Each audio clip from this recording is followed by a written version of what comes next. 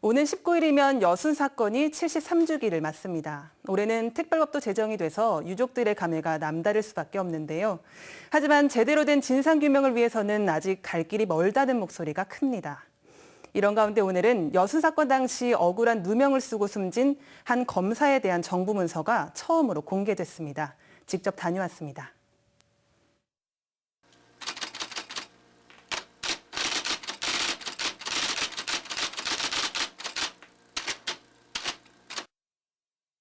(1948년) 여순 사건 당시 광주지방검찰청 차석검사로 재직했던 고 박찬길 검사.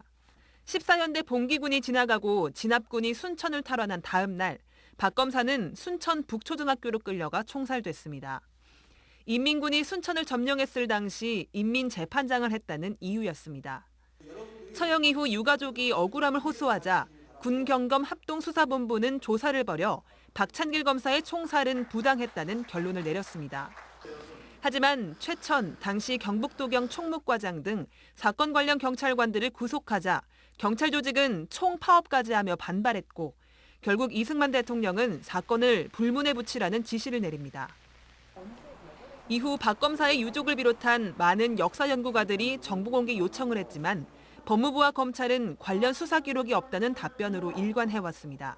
법무부에다가 이제 검사 확인 요청서를 보냈죠. 그랬더니 부존재 그런 문자만 받았습니다.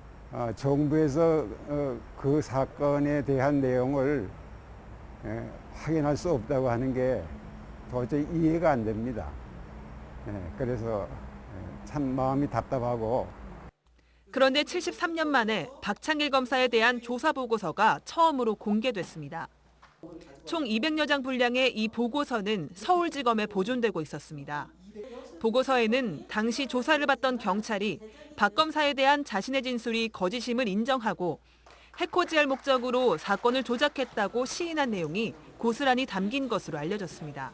그 역사편찬위원회가 1985년도에 서울지검에서 이관을 받아가지고 가지고 있더라고요. 이걸 배모 씨가 이 박 검사에 대해서 평소 악감을 가지고 있었어요.